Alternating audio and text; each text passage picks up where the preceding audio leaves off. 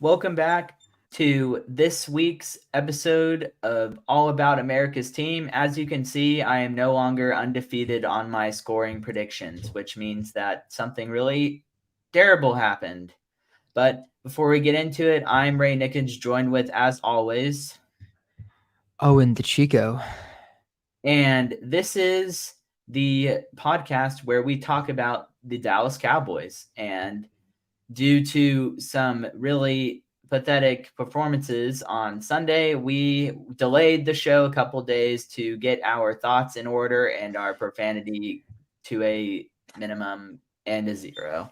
So we will be talking about that game. The Cowboys did not beat the Arizona Cardinals. In fact, they lost by quite a bit. They scored 13 points, which is terrible. And lost, what was it, 28-13? I believe so. Well, we'll fact check that really quick so I don't Yeah, sound like an idiot who I'm doesn't know looking what up I'm the talking stats. about. 28-16. I was looking up for stats anyway. 28-16. The Cowboys lost by 12 points in a game that they were favored by double digits. So you do the math, that is not a good showing against one of the worst teams in football, even though they are playing better than they actually are. But I won't talk anymore. I will let Mr. Owen DeChico kick this segment off, and I will let him share his thoughts on the game and basically have him try and figure out what went wrong for the Dallas Cowboys in Arizona. Owen, take it away. Well, thank you. It's very nice of you. I like your shirt, by the way. You look very dapper. So Thank you. I changed it's into this very shirt nice. after work. So shockingly, I did not wear this to work. So shockingly enough, I will have to admit that the first 5 minutes of the game, I was half watching on my phone due to me not being in my apartment. But I was watching in and out, and I noted I knew that the game was over as soon as Josh Dobbs ran for like 20 or whatever yards in like the first drive, and then Micah looked like somebody stole his lunch money. That was at the point where I was like, this game is not going to go like I at all thought that it was going to be. All phases were awful. One, I'll start special teams. Turpin had an opportunity to had a great return, and Devin Harper had a bad holder blocking the back, and Devin Harper was cut, by the way. So maybe Dallas is holding people accountable. Question mark, question mark, question mark. They're But holding the probably wrong not. It people was accountable. um on the offensive side of the ball. I saw this a lot of people are talking about it, Mike McCarthy and everybody. Dallas leads the league in red zone opportunities, and they're one of the worst teams. So Dallas gets to the red zone most often. So their offense is great. But then when they get in the red zone, everything it hits the fan, if y'all know what I mean. It gets pretty awful. Um, it just was not a very good game in any phase. And the defense, at which I thought the defense was getting better in the run department. It surprisingly was not. Um, Brian Broaddus, who is a phenomenal Cowboys and just all around football guru, tweeted, I found a word for word. I found it interesting when it comes to the run defense. Arizona had 21 carries for 207 yards and 2 touchdowns outside the tackles. Inside the tackles, 7 carries for 17 yards. Run defense is more than having Hankins and Mozzie Smith. So I saw a lot of people dogging the Mozzie Smith pick. Kid don't really play that much. It's a very rotational defensive tackle class or defensive tackle room. But this was 100% on the linebackers. The linebackers did not have a good game by any means. And now they did the safeties. It was just an all around disaster class. Just I know that Ray has a lot to say on it. My questions of the day are why does it look like Stephon Gilmore has regressed? I didn't watch him outside of the Cowboys Colts game. He looked fine in that game, but it looks like he can't cover a cement slab. Um, CeeDee Lamb, why are you crying when the ball's in the air? Like, I don't think that CeeDee Lamb is thought of as one of the better wide receivers in the league, and he leads the NFC East in receiving yards. That's not what I expect from you to be complaining when the ball is in the air. At least make a play on it. Like Dez, he gets it. He's gonna get it. He's gonna catch it. He's gonna bring it down, and he'll get in the corner's face, and it's great. But Lamb and Micah, I've kind of come to terms with the fact that they let things, as Ray puts his head down. I'm not gonna bash the players. They just their disposition on the field when things do not go perfectly well is very poor. CeeDee Lamb, there were many shots of him just sulking on the sidelines, which I get. But it's just I think it's a bad look. Micah, he had a sack, he had a good game, but I just I don't understand his negative attitude, especially when on his podcast that he does the week before he was like, "I'm sending daggers" or whatever. He said something to that effect to Dobbs, and then Dobbs made the cool little TikTok video about it, which I thought was pretty awesome. But I think that whole as a team they played awful. The only players that showed up, in my opinion, were let me pull. I think that Michael Gallup 100% showed up, regardless if you want to talk about it was a slant merchant or if it was anything. There were definitely balls that were contested that he caught, and I thought that overall he looked good. Tony Pollard rushed for 122 yards, which is great. Rico Dowdle looks like a phenomenal backup. There was the swing or the screen where he eluded just set or he evaded seven, whatever the word is. He just got around seven people, and it was like this guy's got it. Outside of that, I don't really think that it was a positive day from kind of anyone. Brandon Aubrey looked good, so Dallas found their kicker. I think the elephant in the room is probably the Dak interception. Just interception aside, I don't think that Dallas wins that game, even if they do score, because Dallas did not show that they could tackle or stop James Conner. He rushed for, let me get the exact number. He rushed for 7 yards a carry, and all he needed to do was run it twice, and the game was over. From Dak himself, he said that he was like trying to, with his eyes, like have the linebacker move more to his left and throw it behind his ear, and it just didn't work out.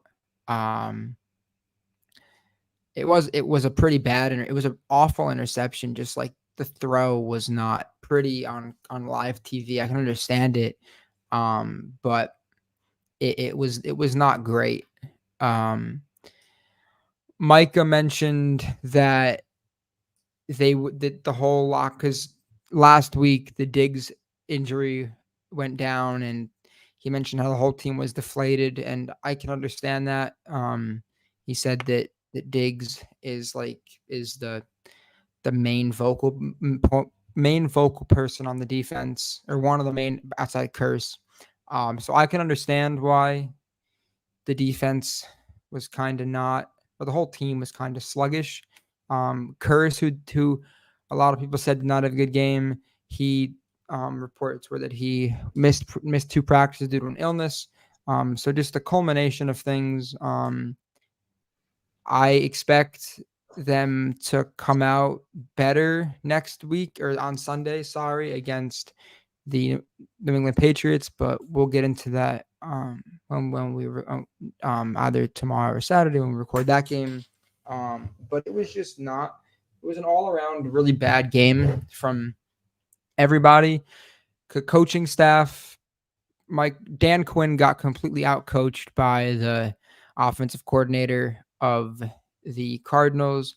Mike McCarthy looked like he had never coached before in his life. I know that Ray and I were talking about the Dallas play, and I think it took them 3 minutes to get 10 yards, which is abysmal when on that last drive, which is very poor play calling and even worse clock management.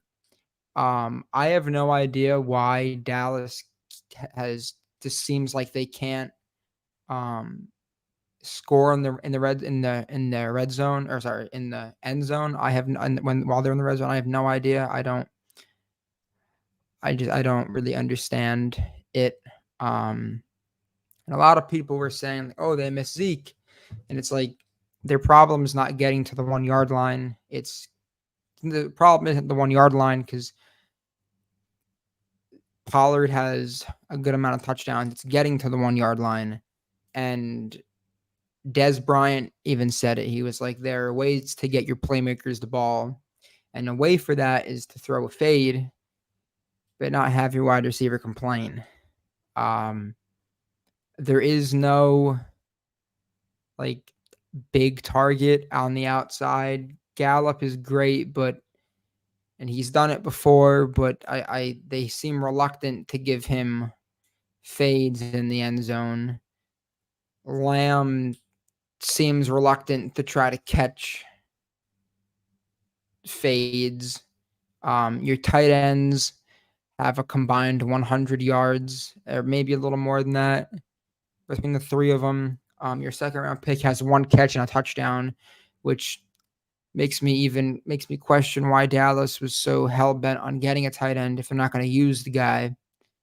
But they could have drafted the guy that the Bills picked, the guard from Florida, and things would be a lot better right now. But that's a problem for another day. But the whole team played pretty awful. If I'm gonna give out blame, one, it's I think that even with Dak's play, if those penalties don't happen in the defense, if Dak's play was the same way, but you got rid of the penalties and you got rid of the Swiss cheese run defense, you win that game. So first, it's a split trophy.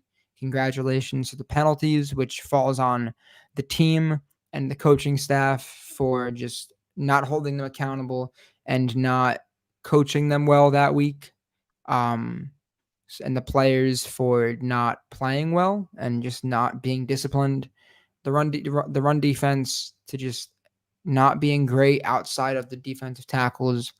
Dak, I saw something on Twitter that I feel is kind of sums up his whole career, and I hate to knock on the dude, but he may not be the problem outside of a few playoff games, but he's never been the solution either. And you want your quarterback to be a solution, which I think kind of separates the elites from the not elites. And then I expect the team to come out a lot better against the Patriots, but it was just a terrible showing. But I've talked for long enough. Ray, I know that you had to listen to me complain for 3 days. So I would love to hear what you have to say. But yeah, it was just a very bad game all around. Well, that was a great overview of the game. You made a lot of good points, but Thank you. here's what bothers me about What I said? no, just in Oh, general. Here's what bothers me.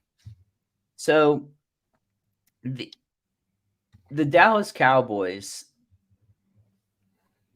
have had they've had a lot of weaknesses on their defense over the last 15, 16. Well, yeah. I would go with 14 or 13 years. They've had a lot of weaknesses, but the main weakness the Dallas Cowboys have had has been their run defense. And what bothers me is that they draft all of these guys, these big guys. They have a 10-player deep rotation, and they're like, we're going to stop the run because we're going to be physical and we're going to be fresh, and nobody's going to be able to outwork us. Well, you just gave up 200 yards rushing to a bottom level team. And not to poo-poo on the Arizona Cardinals, because I know that they have a little bit of talent, and Josh Dobbs deserves some credit for playing really well. But I mean, if I double check, the Cardinals by far had their best rushing game of the year. I mean, I get James Conner had an average a 25 rushes, 100 yards. That's about like solid game, 4 yards a carry. And then their first game, they James Conner was 14 for 62. So, I mean, they really just exploded against the Cowboys run defense. And to be honest, it was mainly the first half. The first half they went crazy. I think they had 180 something yards rushing and a half, which was by the way, the worst performance giving up for rushing by the Dallas Cowboys in the history of their existence. I think it's since 1992 or 91. Okay, 92, which was 91 or 92. I'm not sure. It 91, was one of those. which was the year before they won the Super Bowl with I Jimmy could be Johnson. wrong though. You might be right. I thought I saw a stat like that, but please continue. So I don't understand how Dan Quinn, I'm sure the Legion of Boom did not have a run defense problem. And he's been, the thing that has been said, I didn't really trademark or campaign this, but the thing that people have said is, oh, Dan Quinn is rebuilding the Legion of Boom. He's getting the guys with the same metrics and the same skill type and building the defense the same way so that they can be just suffocating on defense. And 85%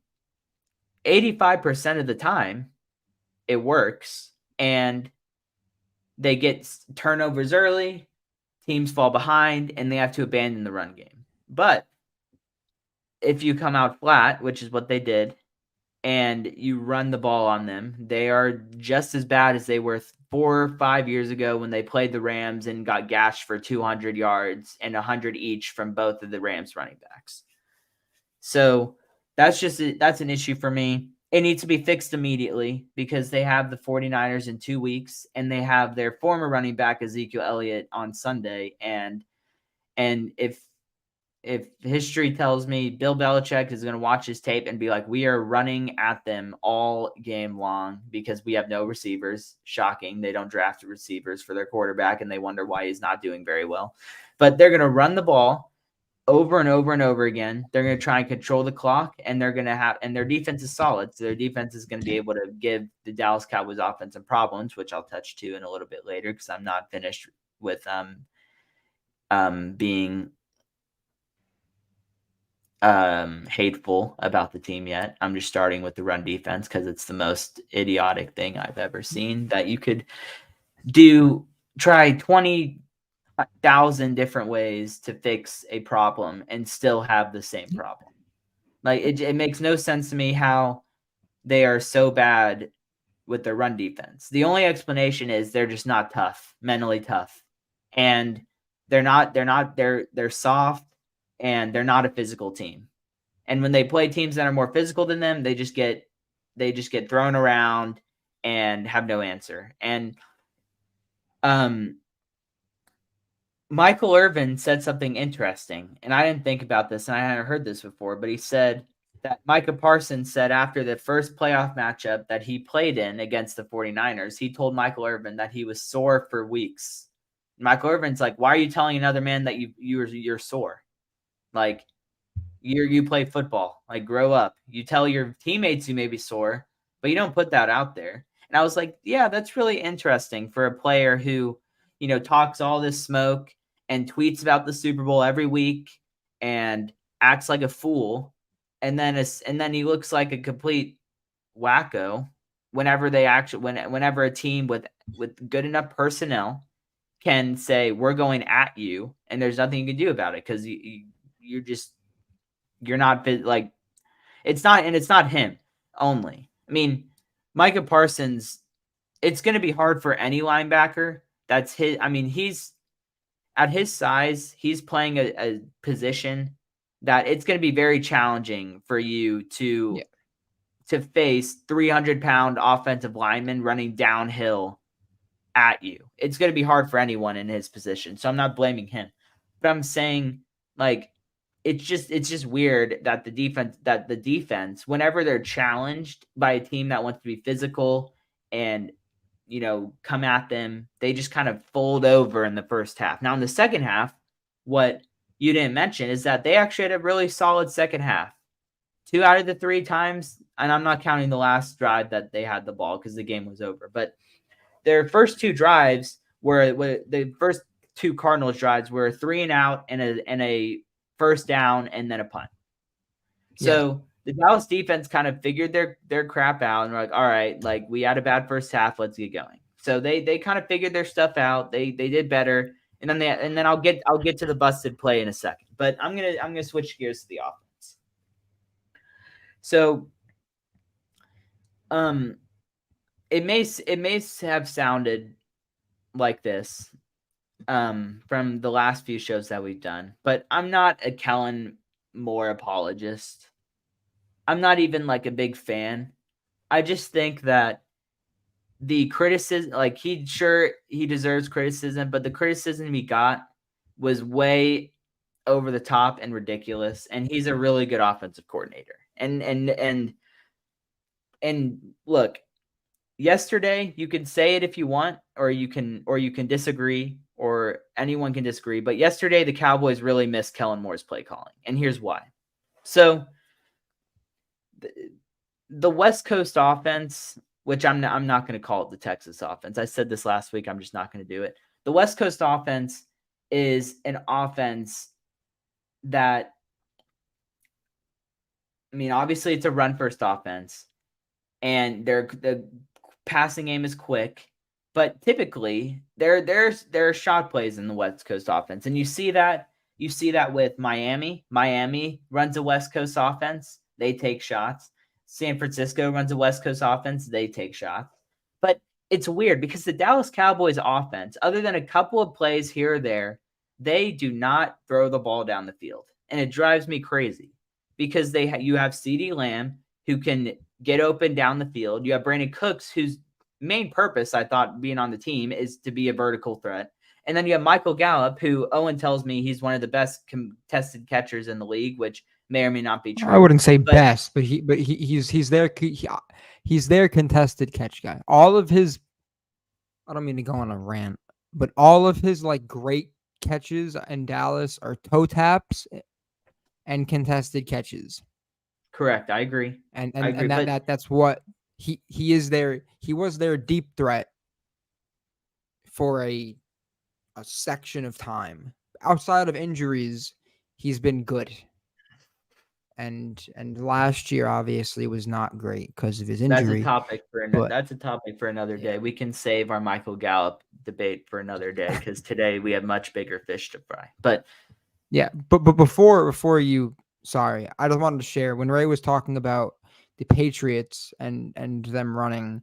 For context, last year, Damian Harris, 18 carries, 101 yards, 5.6 rushes per attempt or yards per attempt for a touchdown, and Ramondre Stevenson, who's still on the team, 5 carries, 23 yards, 4.6 yards per attempt for a touchdown. So that's just context, but please continue. Yeah, but so if that said anything, it looks as though that there may be some issues coming Dallas's way. But Micah did say that everything is fixed. He said everything is fixed. So I don't know.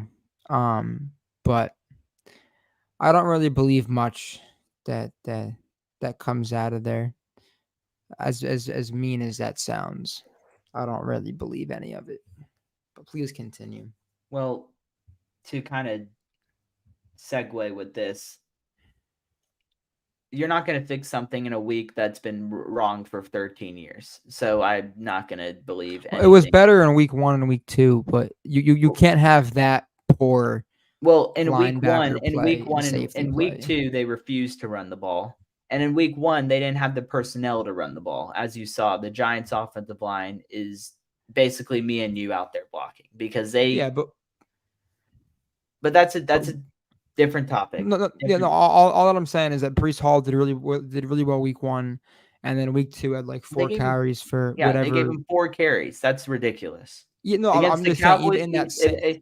against the Dallas Cowboys defense, who's known to be poor against the run, and a Yeah, quarterback who's abysmal, you need to run the ball. It's just no, it's not 100%. even a discussion, and they didn't do it. Well, So Dallas is gonna have 2 more weeks, or yeah, well, 2 because the 3 because Eckler's healthy for the Chargers. So the next 3 weeks, yeah, oh, don't even get me started. And then Eagles come to town. Oh my gosh. okay, well, I'm gonna get back to where I was. Please do. Yeah, Kellen Moore. so offense, Kellen Moore. So obviously, in a situation where you are losing and you are not having much success. And look, don't get me wrong, the Cowboys, they moved down the field, they were methodical, they ran the ball. They didn't have the Cardinals couldn't really stop the run. So they were able to get chunks with the run game and I mean they moved down the field, but it's very clear how archaic and boring and lame your offensive play calling is when you get into the red zone and against the Cardinals, a team that the Giants scored 24 or like 24 points in the fourth quarter against, and the Commanders scored 36 points against. It's pretty clear that your play calling is bad when you can't even get in the end zone more than one time. They went 1-5 in the red zone. Their season percentage is now 40%, which is 25th in the NFL, which means they're a bottom 7 red zone team. And here are the routes that I saw in the red zone. Hitch, short in, short curl. 2 of them ran into each other. 2 routes, literally, the guys ran into each other. And when and Brandon and you say, or not you specifically, but the Kellen Moore, not haters, but just, well, some of them are haters and others are just like, we don't like him. Yeah. They say the receivers don't run the right route. They're lazy. They don't do this. Brandon Cooks 3 times ran a lazy, you know what, in route on the goal line. And one of them should have been intercepted because he didn't run his route properly. And the other one, he just was, blanketed across the middle of the field because he doesn't. I mean, the dude's a fast guy. He may be old, but he's a fast guy. If you just plant your foot in the ground and go on a straight line across the field, there's no reason the corner should be able to stay with you. But he just takes it. He turns an in route into like a shallow slant. You're right. Like, what am I supposed to do with that? And then there's another play, one of the the fourth down play. This drove me crazy. Fourth down play, they have 3 receivers in the same and within 3 yards of each other, which means they're like 6 red shirts. How are you supposed to complete a pass on fourth down when there are 6 DBs in the same area and only 3 receivers? Like, people thought that Mike McCarthy was going to be this sensational change when, if you look back on his last 4 or 5 years in Green Bay, he wasn't good. Aaron Rodgers is saying he's archaic and old timing. He brought the same offense into Dallas, and it's the same problem. And also,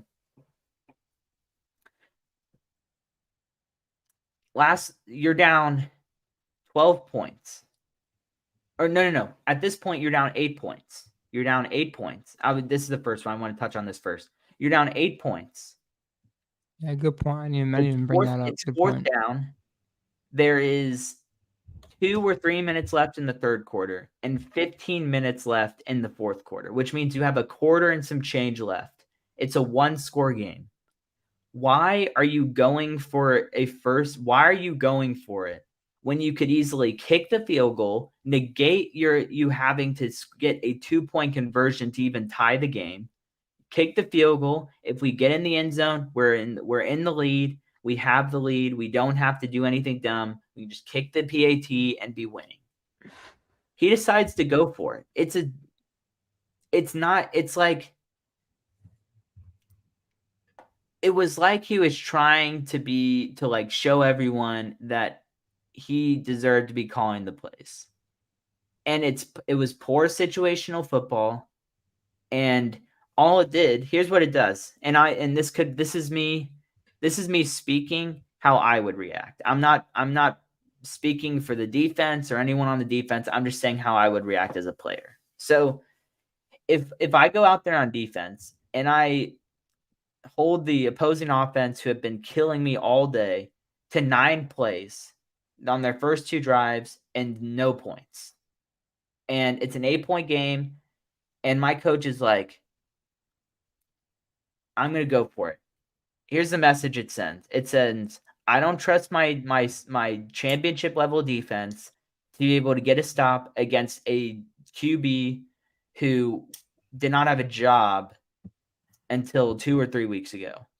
And I do think that the busted play, if they kick the field goal, I don't think that busted play happens because one, the defense goes out there, is like, all right, we got it. All we need is a stop. If we get a stop, the offense comes back on the field and they have a chance to drive down the field and score a touchdown and we win the game.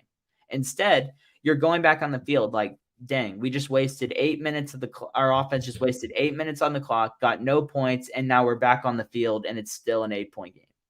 So there's probably a level of frustration. I'm not saying the frustration led to a blown, busted coverage, but I'm saying a defense with a little bit of, edge and like, all right, we got this. All we need is a stop and we're back in it, versus the defense is kind of deflated. Like we're still only up 8.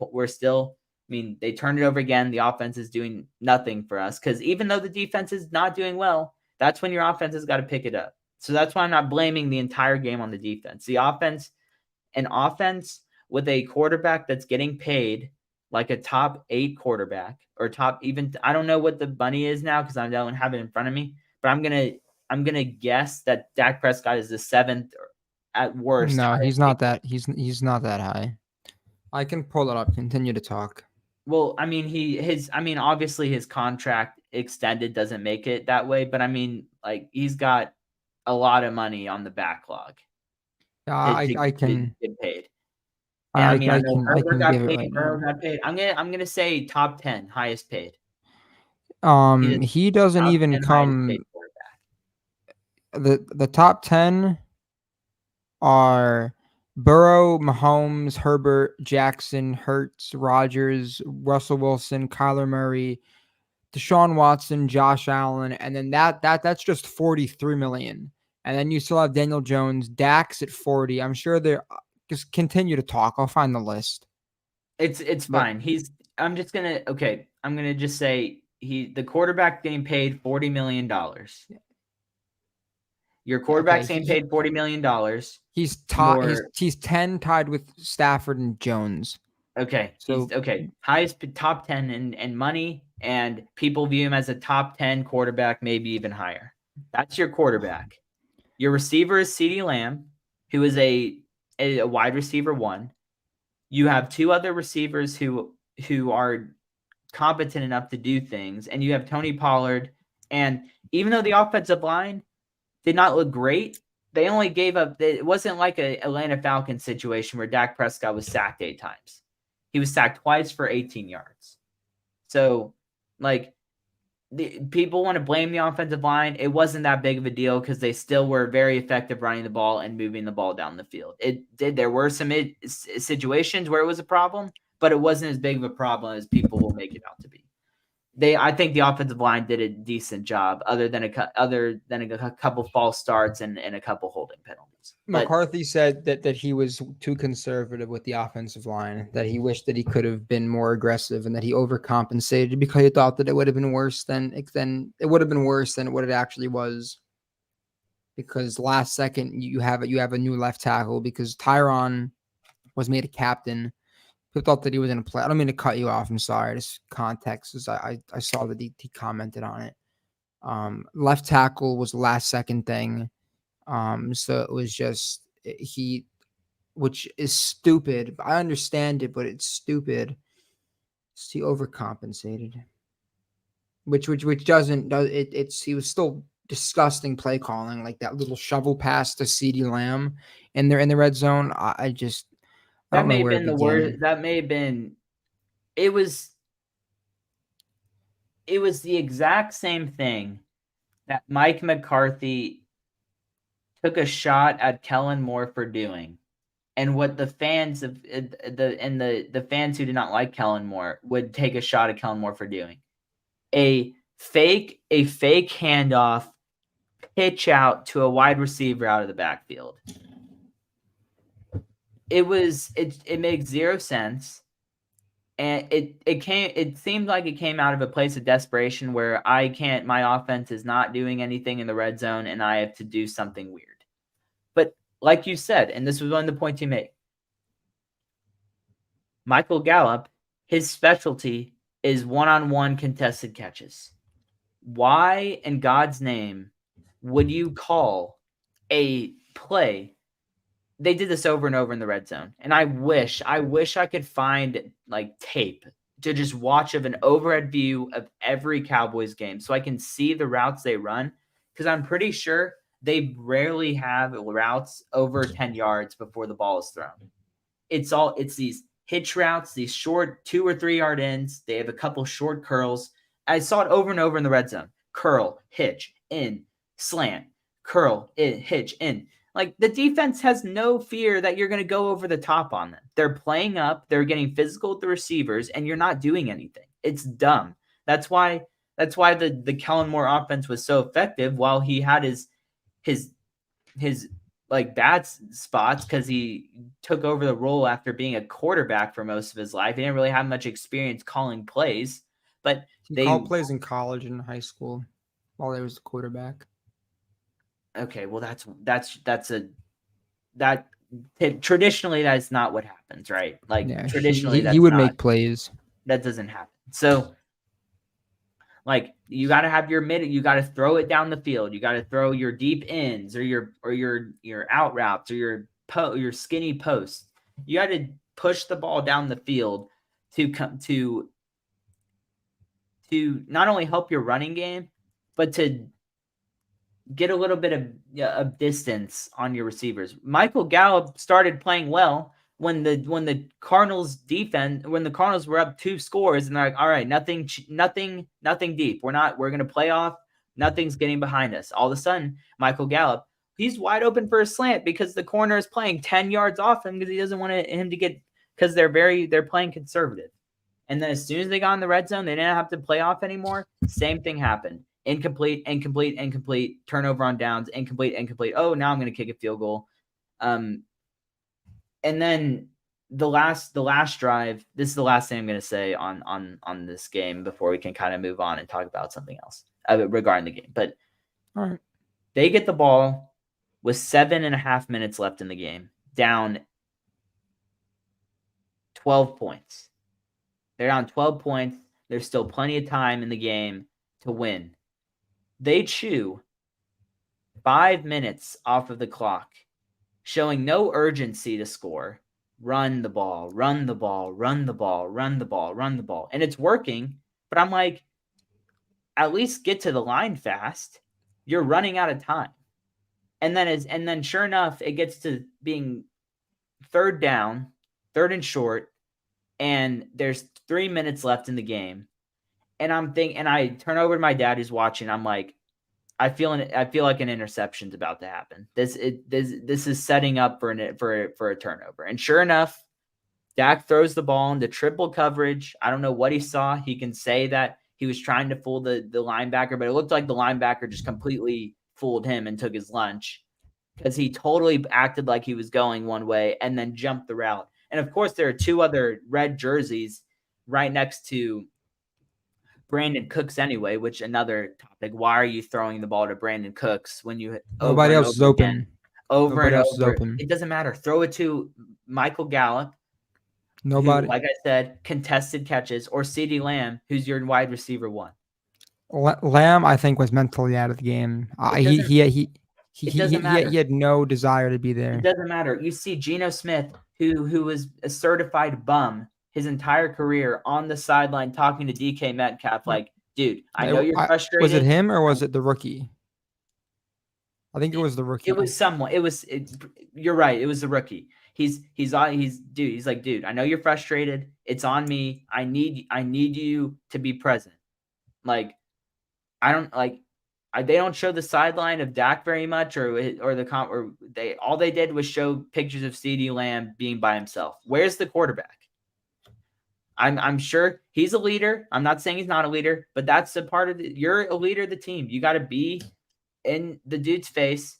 I saw over and over again Tony Romo talking to Des Bryant, like, dude, I need you. Stop being a weirdo. I need you. It's fine. They definitely held you. I need you present. And then the next drive, he would moss someone and talk as you know what, and then it would be fine.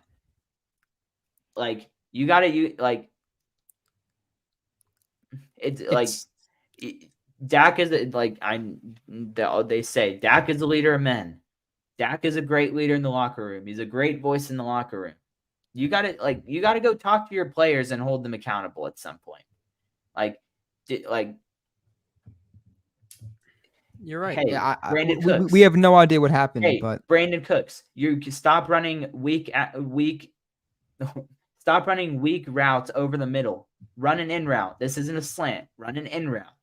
CeeDee Lamb, stop being a baby and looking for a flag when the ball literally hits you in the helmet. Yeah. And then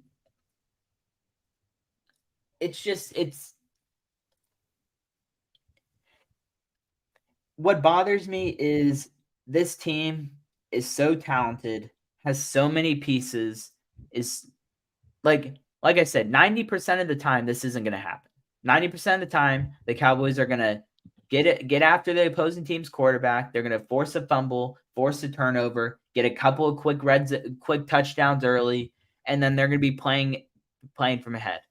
But as soon as you get to the playoffs, and this is why I never pick them to do anything in the playoffs, as soon as you get in the playoffs and teams are disciplined and don't turn the ball over and deserve to be in the playoffs, other than the Bucs last year, that was an outlier, then you're going to get punched in the mouth. You're not going to get all your turnovers. And then all of a sudden, you're going to have to rely on your offense to score points. And all of a sudden, they're not scoring points, and the quarterback's turning the ball over, and it's the same old Cowboys. So here, my last point. Mike McCarthy runs his offense in the red zone like it seems like he's afraid that the quarterback is going to make a mistake. Yep. And it's so obvious, and I've been seeing it for 3 weeks, and I didn't want to say it because it would just sound like a negative shot, but it has to be said because it screwed them in this game. Running the ball with 8 minutes left in the game, down 2 scores. I don't care who your quarterback is. That's when you got to throw the ball down the field and get a quick score. Like, they don't take shots down the field. Why do they not take shots down the field? Because their quarterback turned the ball over a lot going down the field last year, and they don't want to turn the ball over this year. But the problem is the dude is talented enough to throw down the field. You're talented enough. You have talented enough players at receiver to catch the ball down the field. At that point, it's a lack of coaching. Like, when Mike McCarthy took over the plays, one of my expectations was that I didn't share with you was that he's going to get in the film room with Dak, and they're going to go over things that they're going to go over tape from the year before. And it's like, look, you cannot turn the ball over here. You can't throw this ball. Like, you can't do this. You can't. And also with the receivers, you cannot run a lazy route over the middle. You can't can't, on an option route, you can't break into a zone where another receiver is running a route. You can't do that. Instead, it seems like they just put a Band-Aid on it and said, hey, we're just not going to throw the ball down the field. We're going to do short routes and we're going to run the ball. You're not going to get this isn't 2002 and you don't have the Baltimore Ravens and Ray Lewis and Ed Reed on your defense. Like, you're not going to get away with playing this way. And until they show some guts and some balls, they're not going to win anything in January. It's just that simple. And they're going to have a tough time winning more than 500, their record is going to be around 500 if they don't get their act together, because they have 4 really 5. I mean the Patriots, it's Bill Belichick, so you have to be prepared. And then you got 4 tough games after that. So they gotta grow up. The coach has to grow up. The quarterback has to grow up. I don't want to see him saying, the media wanted this, y'all got what you wanted. Like, you put us up on this pedestal. That sounds childish, and it sounds like it's the same. It comes from the place of, oh, blame the refs. It's like, you don't need to be taking shots at the media because you made a dumbass decision throwing the ball into triple coverage at the end of the game. I'm sorry.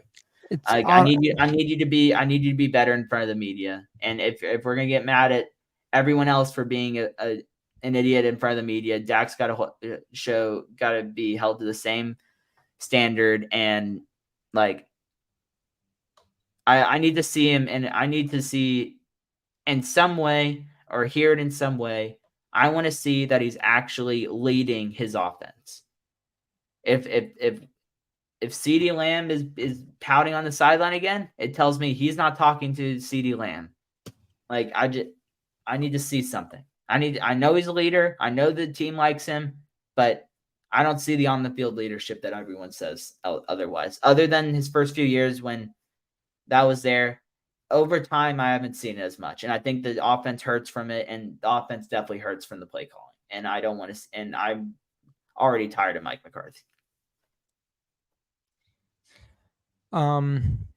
I think that this game is a loss regardless of Dak's play. I don't think that the interception, the team wasn't winning even if Dak threw a touchdown. So if Dak played, he did not play poorly. He didn't play poorly. He played very average, which is what he usually plays. No, well, I don't know what else you want him to do if the defense sucks. And they are mutually exclusive. Maybe, but if Dak throws that touchdown, and the game is now 23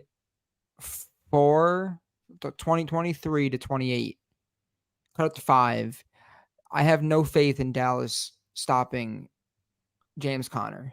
Absolutely zero faith. Okay, here's what I need you to say. I need this on record.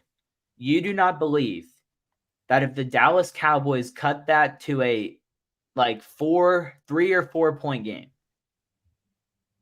and let's say the Cowboys go down the field and score a touchdown in 2 or 3 minutes, and there's 5 minutes left on the clock, you don't believe that the Dallas Cowboys I'm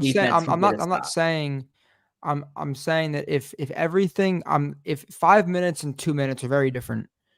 I'm saying right now, or not right now, but if it was the same predicament as it was on Sunday, if Dallas scores and they're down by 5 with 2-ish minutes left, Dallas is not stopping James Conner.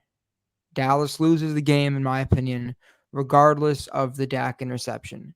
Dak was not the problem. I think he played a good game. I think that, every single week he throws a duck. Well, that's or the 2 problem. or 3. That's the problem. You can't say he played a good game when the offense was 1-5 in the red zone. He shares some of that blame. You got to score. Yeah, no, you have to score in the red zone. He does. I get that. $40 million quarterback. He does not call the plays.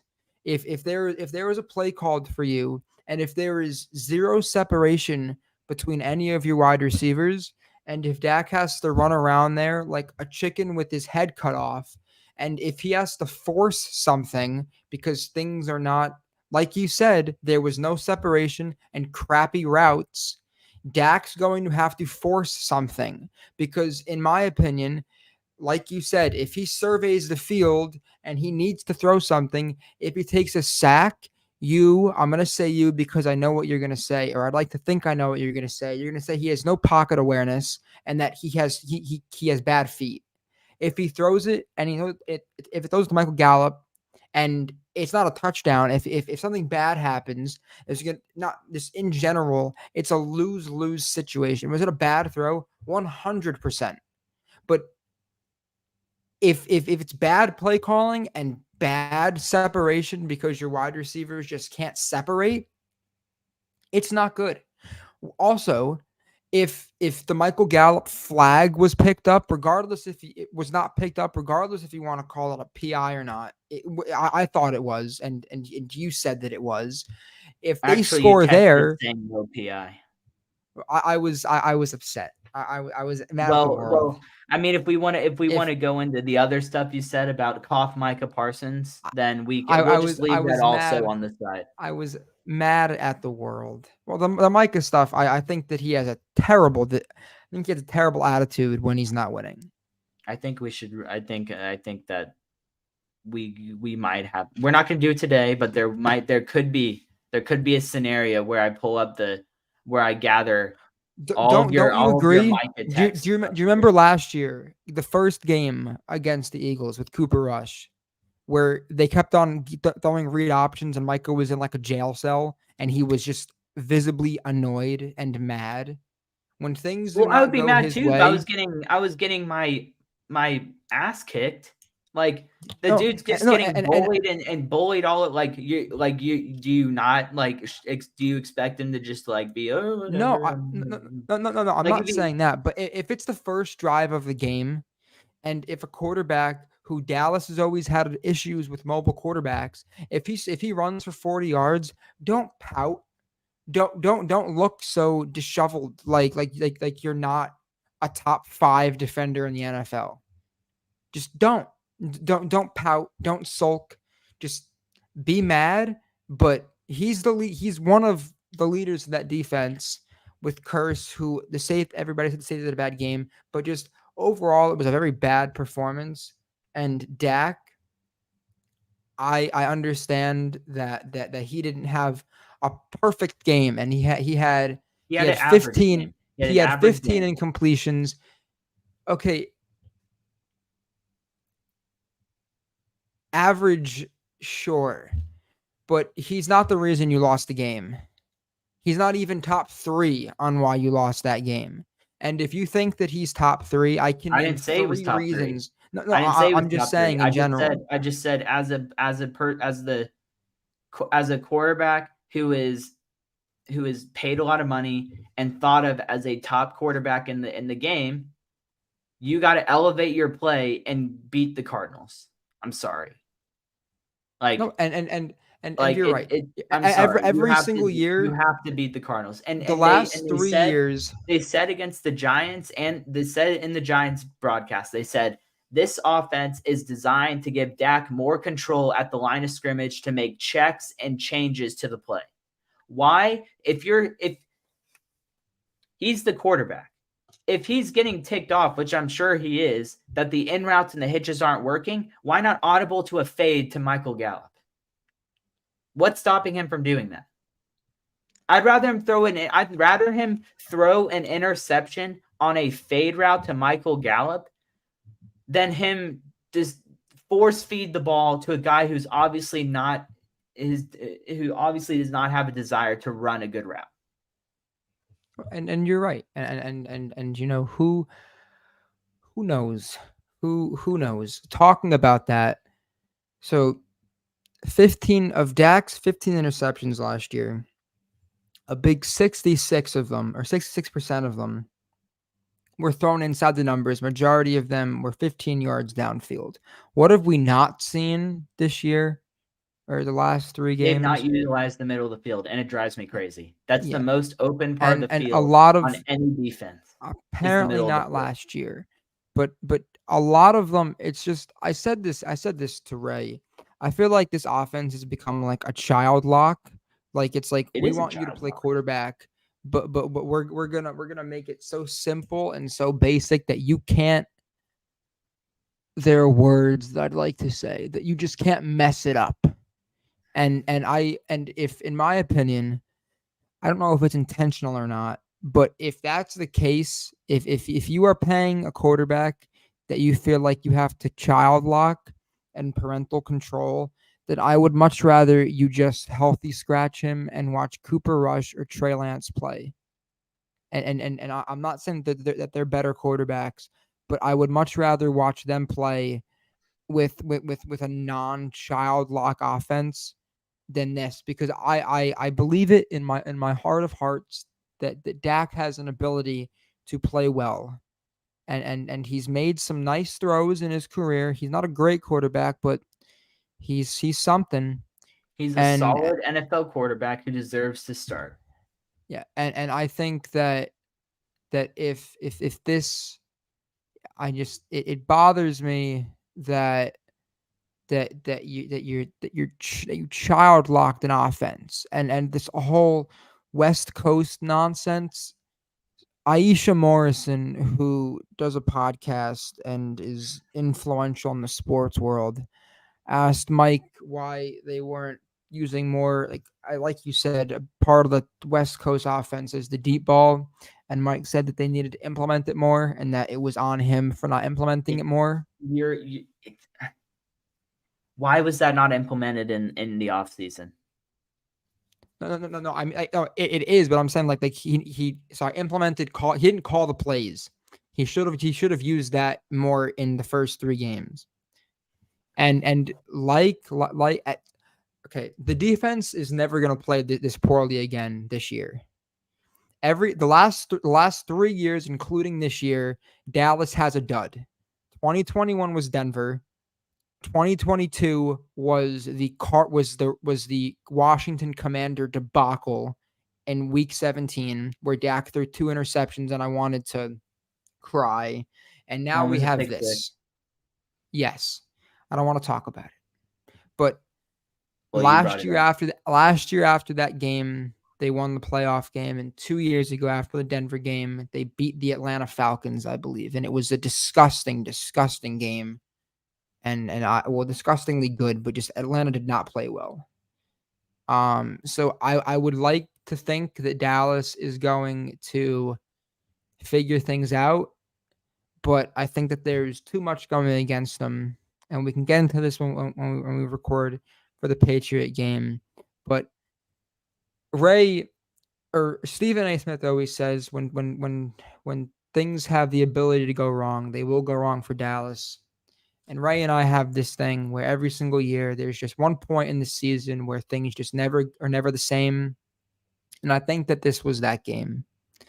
I think that like Ray said about the whole like finishing above 500 or below 500, if they don't figure this stuff out, they're going to be a very bad team.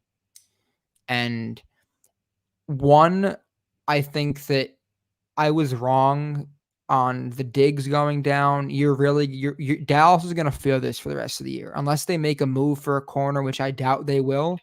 But Bland is going to get beat up, and I like Bland. I think he's a good corner. I think he's better in the slot, but he's going to get beat up. Gilmore is going to be abused coverage wise, because I'm sure that, you put he covers Marquise Brown, and it didn't work out too well. I'm sure that the Patriots have some speedster. They don't. I'm sure there's someone on there that can do something of value. They have these tight ends who are of use. Jerry cut him, and he's going to have a big game, I think. Bill is a great mind. Dallas beat him 2 years ago, put up the most yards that he's ever had, or put the most yards ever against the Bill Belichick defense. That would be great. I don't know if it's going to happen again. We can talk about it later. Caller? I don't remember. Who was I wonder who the Dallas Cowboys play caller was on during. I can't remember. Who was it? Okay, well, Kellen put up a lot of points, but most yards against a Bill Belichick defense in the history of the Dallas Cowboys. There are also things like the Packer game where they were up 2 touchdowns, and they had this great fascination to throw, and they Well, lost look, the like I game because said, of it. like I said, congratulations, you got what you wanted, and now you're stuck with the Mike McCarthy handcuff offense. So at I'm some not. I at think some that point, both options are at some off. point, you're going to Both come to the options are awful. realization that it's much better to have an offense that utilizes every portion of the field and attacks the opposing defense than it is to have an archaic short route offense that doesn't allow the quarterback to make any decision past 5 yards down the field. Well, I think that the whole Kellen Moore love story. He was awful when Cooper Rush was the quarterback. And they won. Okay, but He he didn't seemed, he win. seemed to, he They seemed to didn't do win fine. because He of the seemed to do offense. fine. He seemed to do fine calling plays with Cooper They did Rush, and not win they won because the of the game. offense. Against the Bengals, they did not score in the second half. I don't think they did, besides that field goal to win the game. They went up big. Dalton Schultz fumbled, and they were about to lose if Trayvon Diggs did not make that tackle in the open field to win that game. Cooper Rush was good. Great, but the offense also had a lot of big late game drives and scored key touchdowns when they absolutely needed to score. Awesome. And that's what I'm talking about. But they were also one of the worst teams on third down, which, you know what? The Chargers, with a much better quarterback than Cooper Rush and Dak Prescott, are one of the worst teams on third down. And they have Keenan Allen. They have a phenomenal Justin Herbert has no turnovers this year. Okay, that doesn't matter. If you cannot convert on third down, it does not matter. And yes, their defense is awful, and he has no interceptions. Dak has one. Kellen Moore. It's the worst defense in the league, by the way. Okay, and that is grand. That does not make you not able to convert on third down. Regardless if it's Kellen Moore or whatever you want to say, Kellen Moore is not putting Justin Herbert play calling wise in a position to succeed if they are one of the worst teams on third down. Mike McCarthy mentioned it in a press conference. Last year, Dallas was one of the, can I finish, please? No, because you cut me off like 5 times that I tried to talk. Let me just say this really quickly. This is not the argument you need to have when you literally have a play caller who handcuffs the offense because of the quarterback that they're paying $40 million to.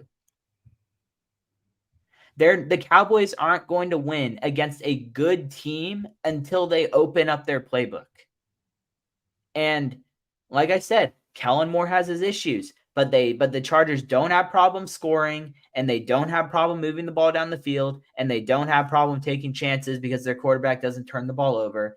And by the way, their offense is not the problem because their defense is the worst in the league. And if your offense is putting up 28 points to 30 points a game and you're still 1-3 or 1-2, that's not that there's an issue. And it's called your defense with Khalil Mack, Derwin James, and a lot of other really good players not doing their job and getting slashed all over the field every week, even though your head coach is a defensive first head coach. So we don't need to have a Mike McCarthy over Kellen Moore discussion.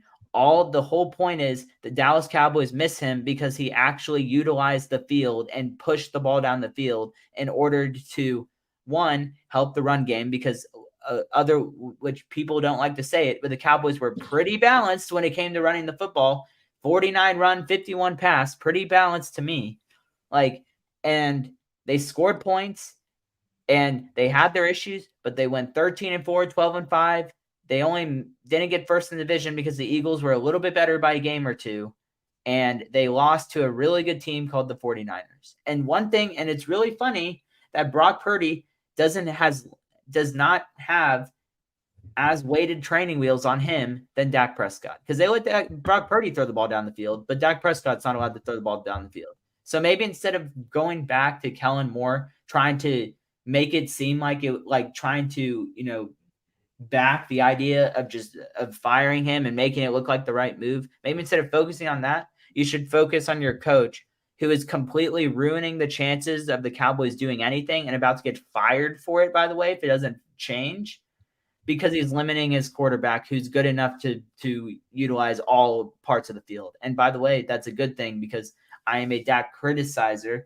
I like to criticize him a lot because I think he should be criticized because he's good enough to where he should be criticized.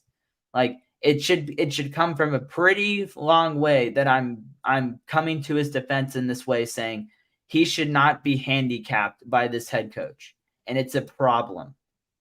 And Kellen Moore doesn't need to be brought up to not defend him, but just say it's similar. It's not.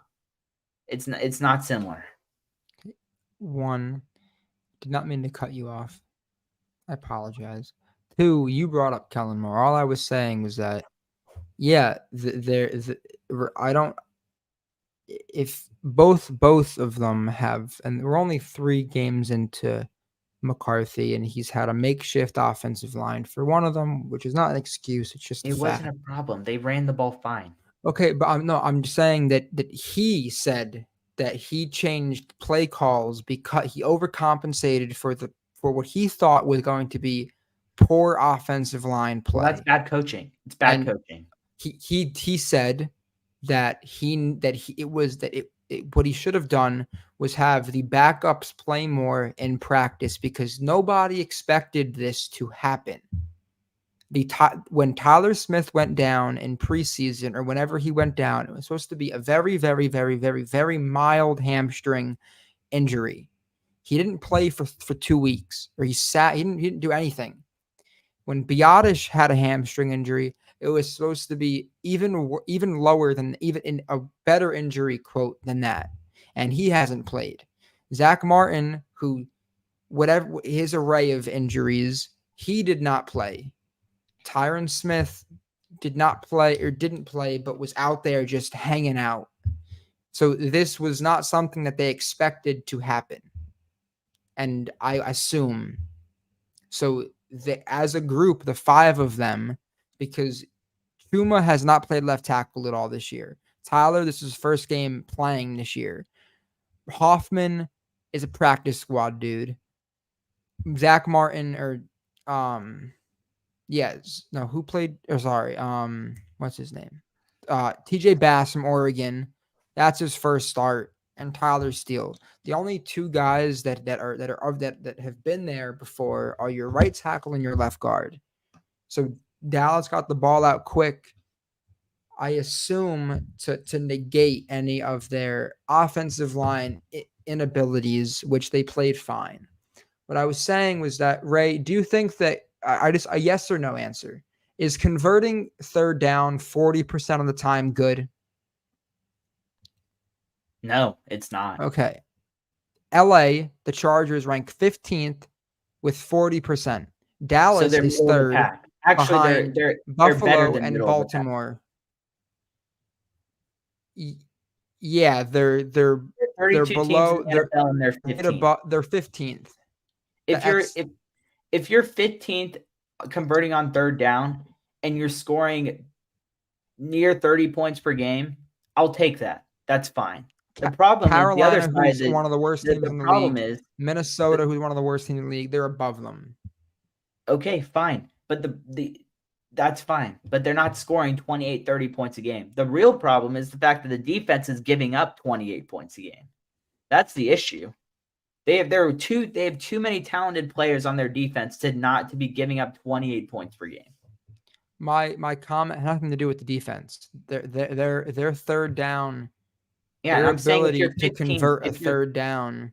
Yeah, if you're 15th nothing to do with their league, defense. If you're 15th in the league, that's like, I'll take that. If it's not causing you to lose out on points, 15th is fine. Like that for now, that's fine. Through 3 weeks, it's fine.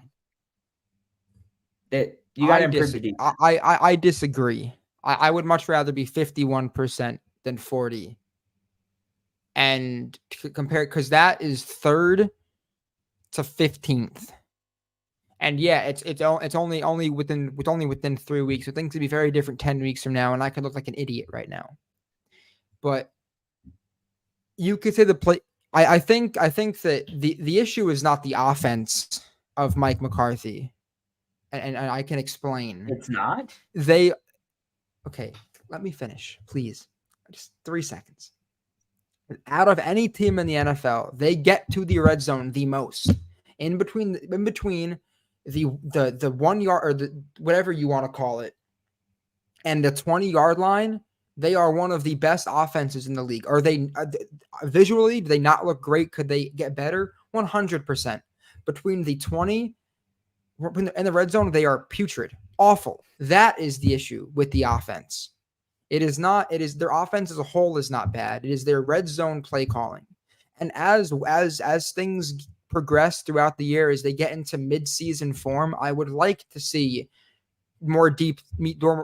I would love to see more Amari Cooper like plays of Dak throwing it deep and someone catching it, something happening. I remember when they had Tavon Austin and he didn't do much, but he was due for a long touchdown. I think he had one against Jacksonville. Those are exciting. We have not seen that yet. And yes, the offense has been handicapped 100%. And maybe against the Patriots, we'll see something different. I don't think so, because I think that Christian Gonzalez is going to have a pretty easy time against Lamb, but talk about that next week or next time we get here. But the offense, if they were one of the worst teams at third down, if they were not getting to the red zone often, then yes, a very different conversation right now. The Arizona Cardinal game was an awful game, but overall they are still they're a top 3 team on third down, and those are important metrics in my opinion. At least red zone is even more important, and they're not scoring, which is awful. So as a whole, yes, you said their offense is not doing well, but they're getting there the most. They have to capitalize on those opportunities, because if they capitalized on them, they win. And you could put it either way. If they capitalize more, or if the defense fixes their nonsense, they win either way. But I believe that the red zone things are more on Mike McCarthy than they are on Dak. And I don't think that Dak had a bad game by any means. Are you there? Can you hear me? Yeah, you're just frozen. Okay. Oh yeah. My whole screen froze. But I want to get your insight on the things that I just said. But I do think that I only brought up the offense because of what you had said, and how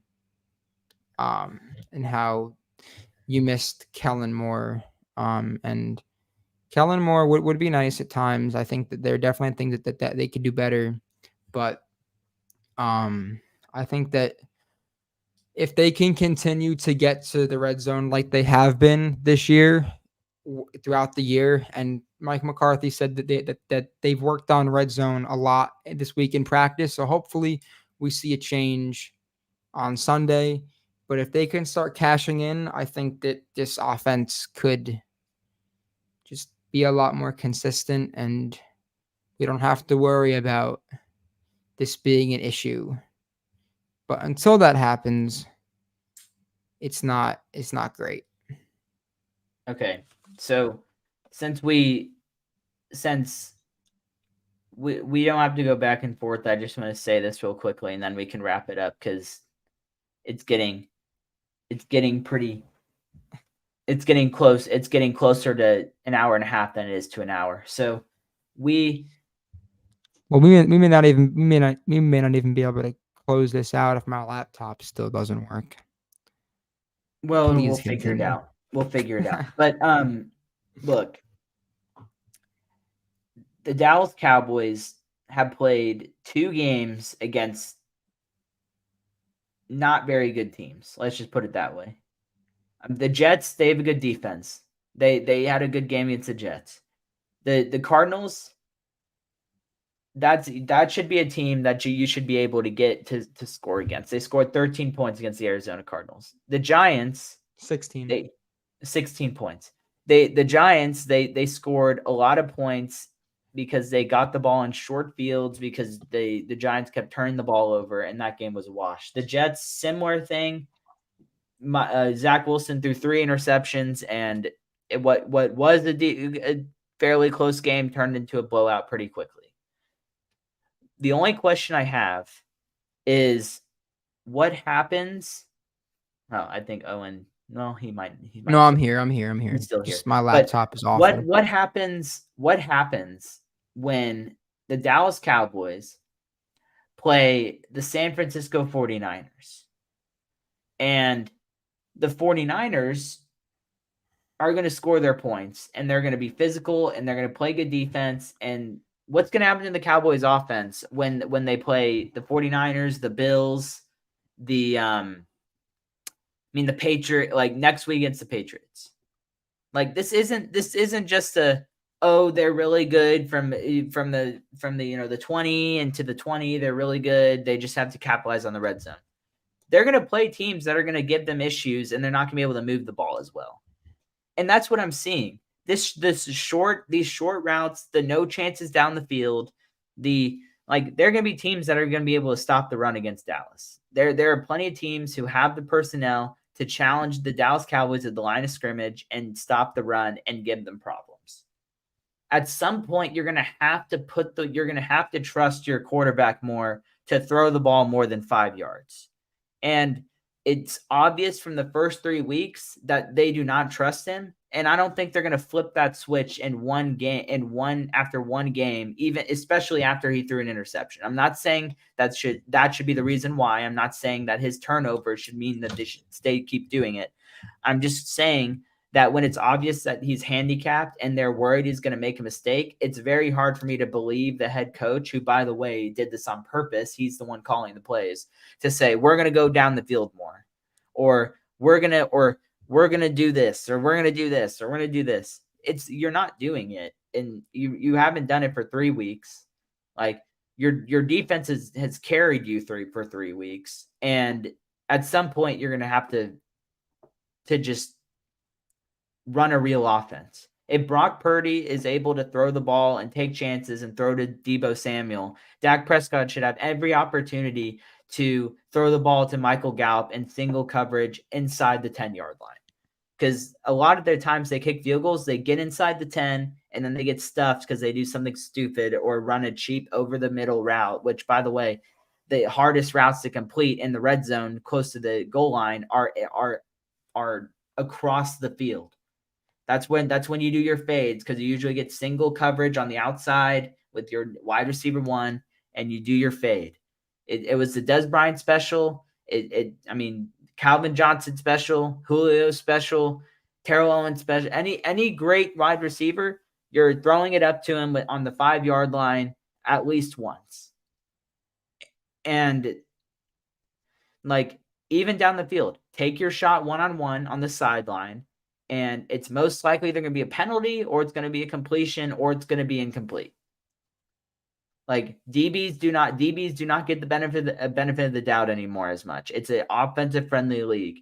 Take your chances. If you don't want to utilize the middle of the field all the time, fine. Even though I think it's pretty open most of the time, and it was pretty open over the middle against Arizona from what I saw, and they didn't throw it down the field. But please, for the love of everything, throw the ball a little bit down the field on the sideline, because most likely it's not going to be picked unless he throws it inside and the safety has time to get over there. It's just, you got to take chances, and I'm not going to give him Mike McCarthy the benefit of the doubt, because I saw it his last couple of years in Green Bay. It's the reason why he was fired. So I'm not going to give him the benefit of the doubt. He's just doing the same thing he was doing in Green Bay, and it's not good. I'm looking at the throw chart from week 2 and week 3. A lot of the stuff is to everything. It's everything but the middle of the field. There are throws to the sidelines. There are throws to the outside of the field. They're just not attacking the middle of it. So I don't last week. Most of the throws in week 3 were to the right side, and there were not many to the left side. And here's the thing. They run the ball so well. It's obvious. They were running the ball so well against the Arizona Cardinals. What do teams do when they're getting run on? The safeties come up. They come up to stop the run. They load the box. What does that mean? The middle of the field is open. Why would you not run a play action and run a pattern across the field a seam. Like You're gonna like this one. like your pass rush, like even if your offensive line is handicapped, it's hard for a defense to continue to rush the passer and come after your quarterback when they're getting gashed with Tony Pollard. Like, there should be no excuse for Mike McCarthy, being a 15-plus year play caller, to not know basic football 101. And that's basic football 101. Have you seen the play action where the tight end, it's like the tight end will motion over, and then it's a play action. Apparently McCarthy has run that so often that when he ran against the Cardinals, Gannon knew exactly what the play was, and it didn't work out. So they're doing it. They're just doing the same exact play with the same exact motion. Well, so that they know just what it means he's is. an idiot. He's just an idiot. At that point, you're an idiot. Like, stop running the same play. It's not So working. there's just, I'm not gonna throw the guy to the wolves after 3 weeks. He needs to step it up, but I don't think he's gonna get fired. Just be a I don't think mediocre play caller. That's all he's been a bad play caller, needs to be mediocre. That's all I need. I don't think he's gonna get fired because when Garrett was hired, Dallas interviewed one man, and it was Mike McCarthy, and he slept over that night. They're not asking for anybody else. Look, at least with Jason Garrett, every part of the team was inconsistent and bad. In this situation, the Cowboys are loaded at every position. There's no excuse to continue to have an offense that is 27th in scoring in the red zone. They are bottom 5. They're bottom 5. They're bottom 5 in the red zone. You have CeeDee Lamb, Dak Prescott, Tony Pollard. There's no excuse for it to I'm be just this gonna bad. say it's 3 weeks. Yeah, it's not great, but there's plenty of time. Tougher, so there's plenty of time to improve, which is good. Like, it's good for two. It's good for 2 reasons. You're playing Miami, San Francisco. Miami's in December. Tua and them could just not be as good in December. Plenty of things we see all the time with Dallas. They can start off hot and they stink. You better hope that Miami is not good, or they're gonna run all over. Like, Stephon Gilmore, the reason why he doesn't look as good because he's older and he got slow. Like, that's the reason. Imagine what Tyreek Hill's going to do. He was never a fast dude, though. It was just instincts.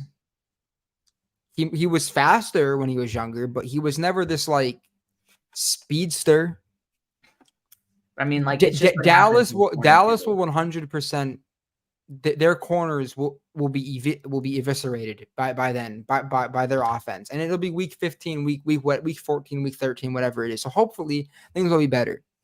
But at that point in time, I would like to imagine that Dallas's offense, they'll figure it out to a point where it can be a shootout in some capacity.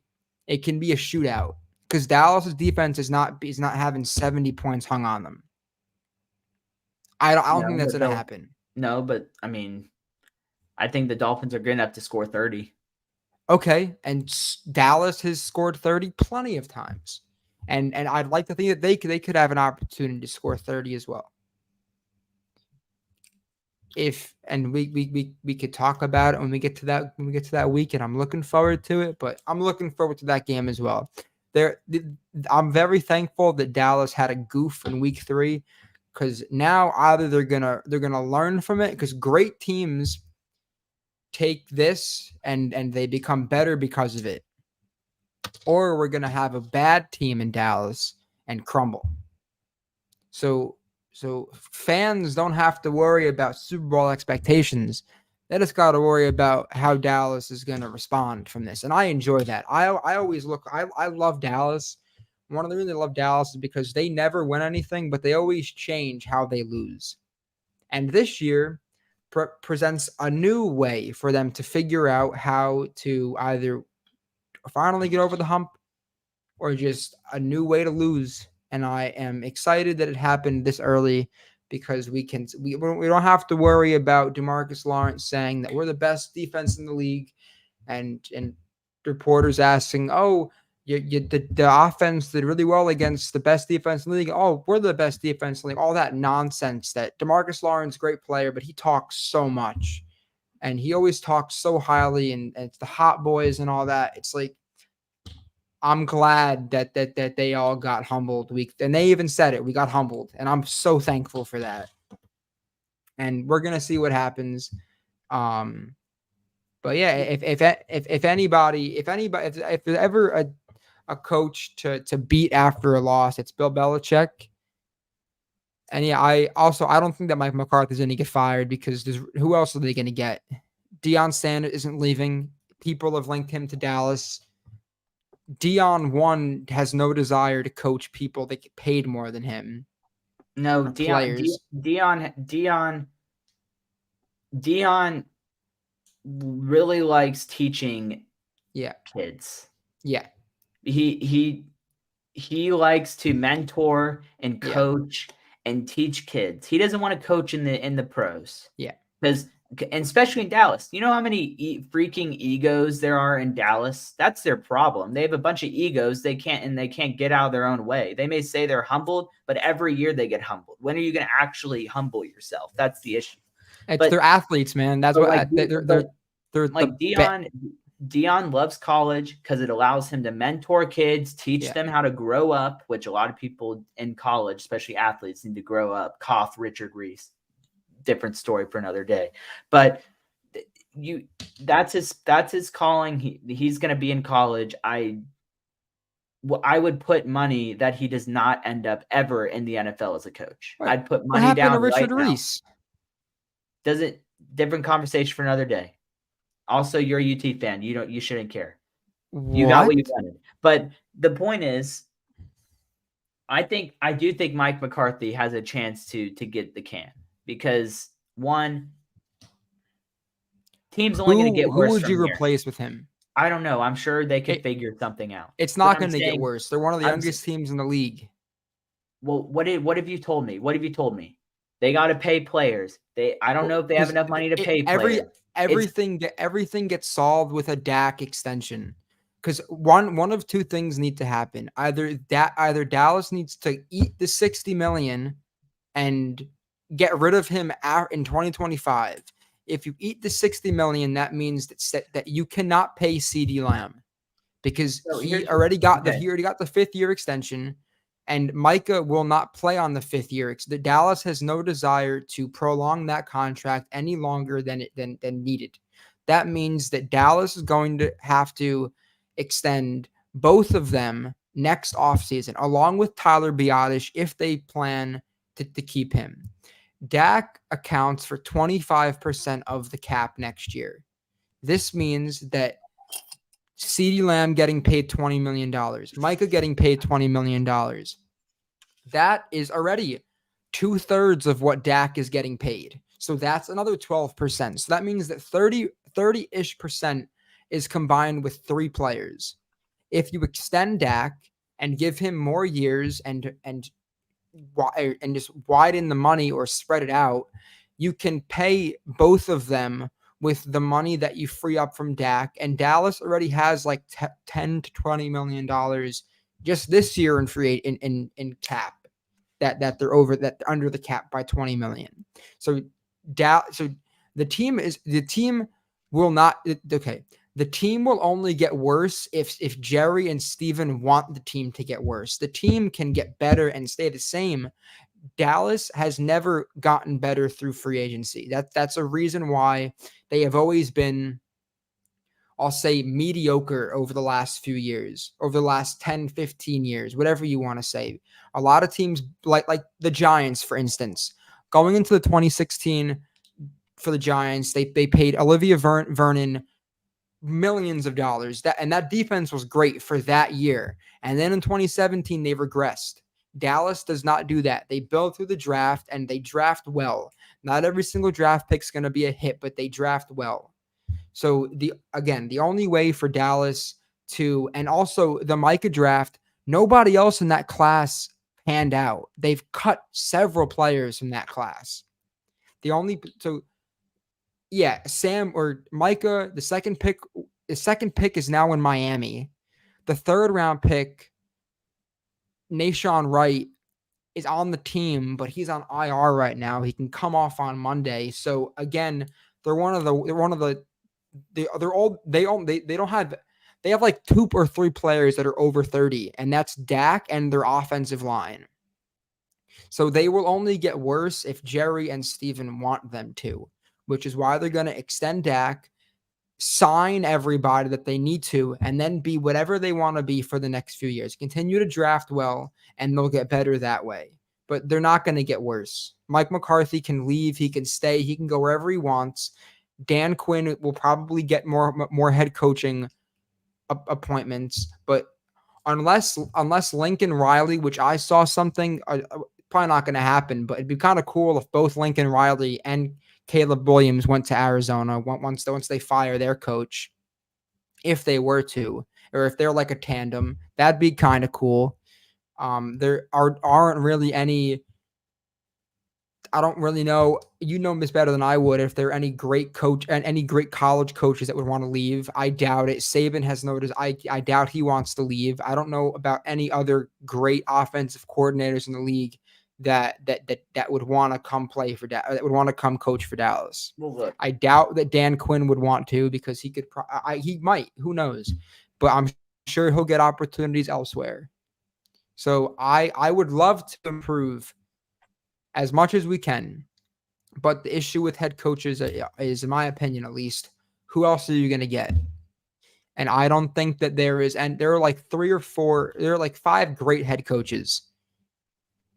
If Dallas could be a part of that group, phenomenal. But I don't know what they can do to be in that. I don't know who they could get. And I don't know much. So I don't know of a guy. And if you know of anyone, that'd be great. But I don't know of anyone that can come. Well, maybe they can hire Dave Aranda. Maybe that'll be it. I'm going to never mind. I'm not even going to engage with that. Look, every year, coaches that you don't expect to be head coaches get jobs. Happens every year.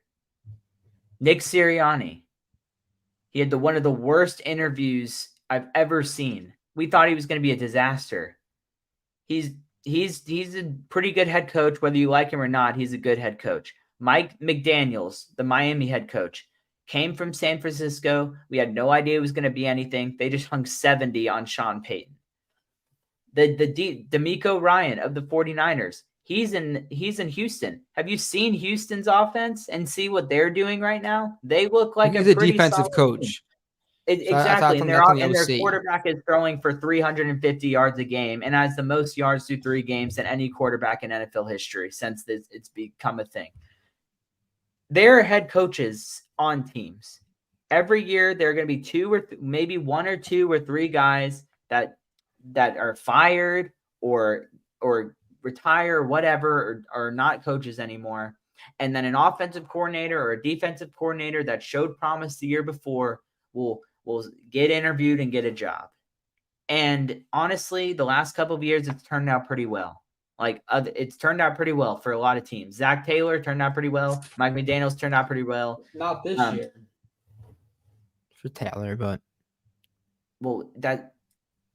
they started 0-2 before, and they made it back to the conference champ. But their quarterback hasn't had a calf strain. Since Zach Taylor has become the coach, they've either been in the Super Bowl, other than the first year. They've either been in the Super Bowl or the championship game. No, they've been great. Like Mike McDaniels completely turned Tua around. He looks like a completely different player. The Texans are scoring points. They made C.J. Stroud, who looked like a disaster, into a pretty good quarterback. The Colts head coach, they have the Colts looking like a pretty solid team. Who would have thought of that? They look like a decent football team, and they beat the Baltimore Ravens with not even their starting quarterback playing. Like we all know that Minshew can win a game. It's fine. It doesn't matter. The point is, there are a lot of head coaches out there that you don't see coming that turn out to be decent hires. You should not keep Mike McCarthy on your staff because you don't know if you can find someone better. There's always a guy that you can put in his position that can be better. And all I'm saying is I don't know Neither do I I, but just don't it's not know. our jobs to know. It's not our jobs to pull a crystal ball and be like, this is the guy you need to get to be No, your head coach. That's no, not our job. I get that. Next in later in the year or in the playoffs when all the reports, oh, Miami says that their offensive coordinator can go have meetings. When that happens, then yes, I would love to sit down with you and have an Excel spreadsheet of all the guys that plan on going for interviews and figuring out who is the I best. would not love to do that. Sounds like tedious and a disaster. Okay, well, I can do it and figure out who would be the best based on what they brought to their offense, and what they can bring to Dallas. But Mike, he's won a Super Bowl before. Whether you want to say that was Aaron Rodgers has not won anything. MVP is phenomenal. He can have a nice closet or a trophy case. He has not won anything outside of that. And if he wins something with the Jets, that's amazing. But they brought in a new coach and they made it far, but they never made it to the promised land. And Mike will probably not make it there with this team. And I think that Aaron Rodgers will complain about anything and everything under the sun. And and with the Mike stuff, he could be 100% be right, and that'd be great. But the new coach didn't really bring much either. It's 3 weeks into the season. If we're here at week 10 or at the bye week, and if it's the same thing, then I'd be more than happy to go and pack his bags, and he can go coach wherever he wants to coach. Maybe he can take another year off. I don't But think if as soon as he's fired in Dallas, I don't think he's going to get another opportunity. I'm sure Dallas is the only team who can. The Raiders would. I would assume that they're probably going to fire McDaniels, and maybe they'll take a chance on him. I would like to assume that he maybe get an interview for that job. I don't know. I'm probably going to be wrong, but if week 3, as of right now, the Bengals are 1-2. There are plenty of teams that we had higher expectations for that are not good. But I'm not worried about the Bengals. And they're gonna turn it around. They have the opportunity to turn around, just like Dallas has the opportunity to turn things around. And if they don't, that's bad. And right now they deserve criticism, but there is an opportunity for things to improve. We are on September 28th, and we still have 3 to 4 months of football left. There is plenty of time for things to improve. And if they don't, you and I will sit here and critique that. But if they do improve, that's great, because that is what great football teams do. If Dallas is not a great football team, we will know in the next 3 to 4 weeks. But if they do improve, and if the offense looks less handicapped, and if they can score in the red zone, then we will give them praise and we will be thankful. But we're going to have to identify the problem now, and then we see if they fix it, because they said they did. And they said they worked on it, and we'll see what happens. Okay, quickly, I think the Dallas Cowboys are making the playoffs regardless if they fix their offense. Their defense is too good, and they'll get in the playoffs and be a wild card team. I don't think they're making it. But regardless. Quick question.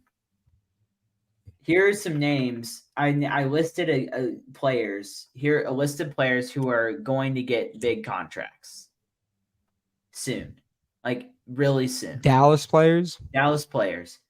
Dak Prescott, Tony Pollard, CeeDee Lamb, Micah Parsons. Diggs already has a big contract, so he's already under the pay. Gilmore maybe, and DeMarcus Lawrence. Do you think that the Dallas Cowboys can keep every single one of those players on their roster, including a Michael Gallup or like a Biotish or any of their offensive linemen or their 10 rotational defensive linemen that have shown promise? Do you think that they can keep all those guys on their roster? If they don't extend Dak, then no. But if they do extend Dak, then yeah. DeMarcus Lawrence will probably he already took a pay cut. He'll do it again.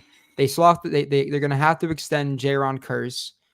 Tony Pollard is they can put Curse. Pollard isn't going to. Pollard's not going to stay unless he takes a unless he takes a very small deal to be in Dallas.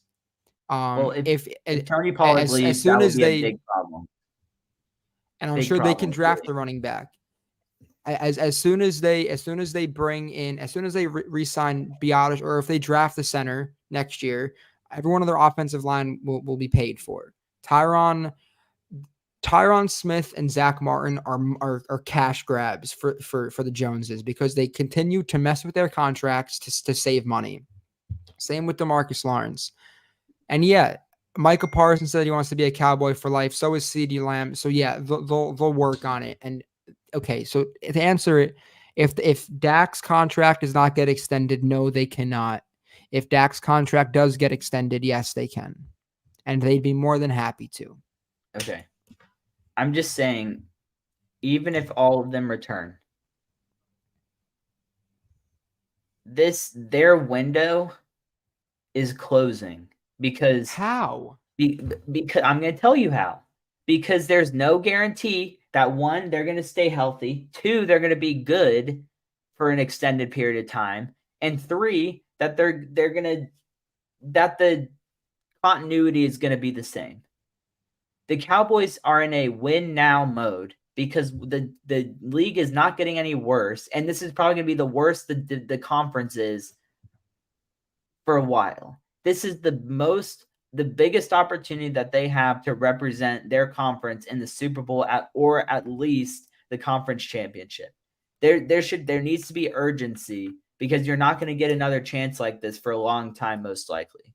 So saying that they're going to probably be the same next year and the same, you got to win now. And that's why I'm saying there's a little bit of urgency on Mike McCarthy. He doesn't get turned around. Not saying he's not going to.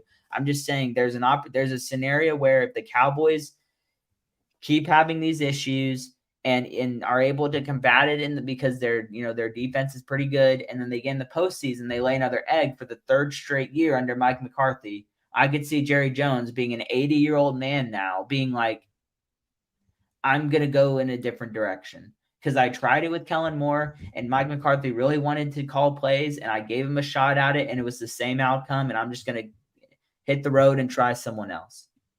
So I think that's a possibility. That's all I'm saying. It's a possibility. I pulled up the by age. The youngest team, average age of 25 is the Packers. The oldest team are the Saints, average age of 27.4. And Dallas ranks 14th with an average age of 25.8. So they are 0.8 higher than the lowest team. So there are a lot of young teams, which is great. But I think that saying that, okay, so for the team to fall off in 3 years, Micah Parsons needs to forget how to pass rush. Diggs needs to forget how to cover, and they need to stay. Like just to bring injury into it, how do we know that Trayvon Diggs is going to be the same after his ACL? We don't, because I have faith. Okay, 100%. But I have faith. Gilmore came back from an Achilles injury, which is far worse than an ACL. I would like to imagine that Diggs, who was already in Gilmore's back pocket, will be in his back pocket for an injury recovery. And Dak has come back from a horrible injury before. There are players who have come back from gruesome injuries before, and Michael Gallup came back from one.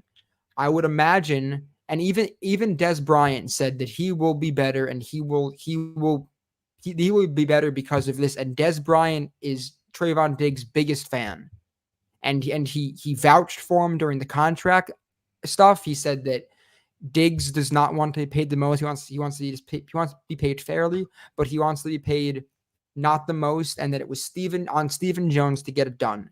And then when it came out that Diggs was paid the 5th most, and that'll be paid the 10th most in 3 years, Dez and him are very close, and they play Madden 24/7. So I would imagine that they would help each other. And Dez never really took care of his body anyway, so I would imagine that he'd give him some type of advice. Diggs has an older brother, Stephon, who I don't think has ever had a bad injury, knock on wood, so he can help him. And they have the best training staff known to man. Micah is learning every single type of mixed martial arts known to man. He's gonna be in a fit position. The only way that this team can not be good is if Dak decides that he wants to leave, and they deal with and they figure that out. But I don't envision this team unless Dan Quinn leaves and they bring in a Mike Nolan. I don't envision it just based off personnel and no coaching. I don't envision this team having a major drop off unless we have like a Brees Hall incident where players are liking that their quarterback is awful, and that hasn't happened. Again, knock on wood. Well, it's really rare for a team to have sunshine and rainbows and everything go well and everyone return and everyone played up to their standard over and over again.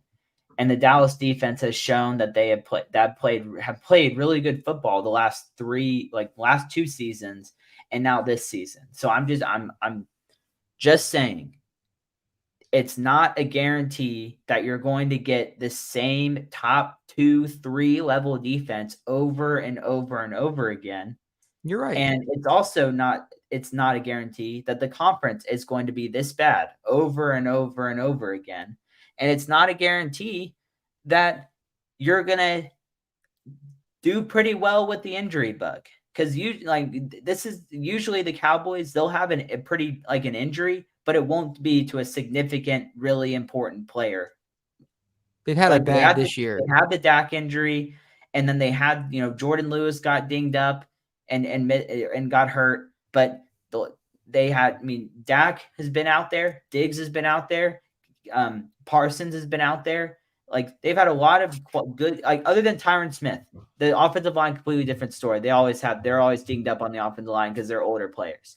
But other than that, they've been pretty blessed with the injury bug. Would you agree? To disagree, the last three years. This year, blessed. No. The years before this year, yes. This year, no. The years before, yes. Even before the Micah thing, just everybody has a hamstring injury. Sorry, before the Trayvon injury. Yeah, so this year not as much, but the last couple of years they've been pretty blessed. That's all I'm saying. You're not like a Raven fan. And rainbows. You're gonna have to. There's gonna be adversity coming up, and they're in a position where this is the easiest path they got. I don't envision the NFC in the next year or two becoming. The Packers are going to get better. The Falcons are going to get better, but the bad teams are still that the AFC is a shootout. But I'll have to look at. You think Seattle can get better?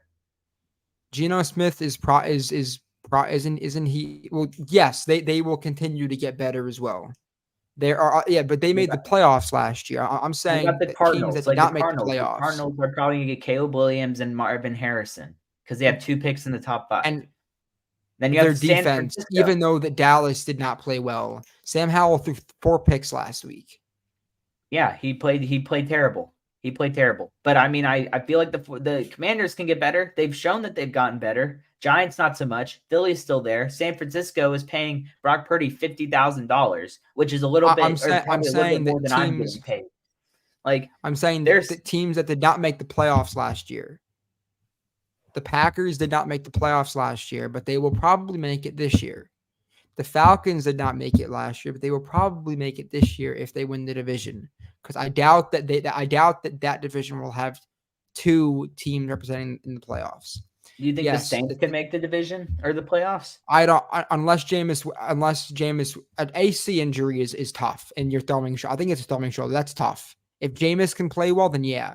But Derek Carr on half a throwing shoulder is not great. Okay, even the Bucks are okay. They're not bad. They're not good. They made the playoffs. They made the playoffs last year. I'm saying.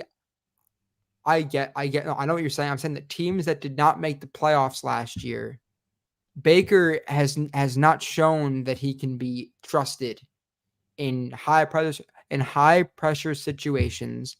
Mike Evans is getting older, still having a great year. That offensive line is 2 years away from retiring, besides Wirfs. But they're just over. They have older pieces on their offensive line. I'm just saying teams that did not make the playoffs last year. I'll pull up the. Give me 1 second. Say what you're gonna say. Oh, I could say the same. I was going to say I could say the same for Dallas because they're about to lose Tyron Smith and Zach Martin in the next couple of years to retirement. Zach Martin is 30 something. He can, as long as his lower, he will continue. They have to draft a new right guard, but he can continue to play for a few years. Tyron Smith is probably going to retire in a year. So you have to draft a left tackle in the first round this year. Or you could just put Tyler Smith where he's supposed to play and draft a left guard. They drafted Tyler Smith to be a left tackle, so I expect him to take over for Tyron Smith at some point. I have no idea what they're going to do. I have no idea what they're going to do in that disaster.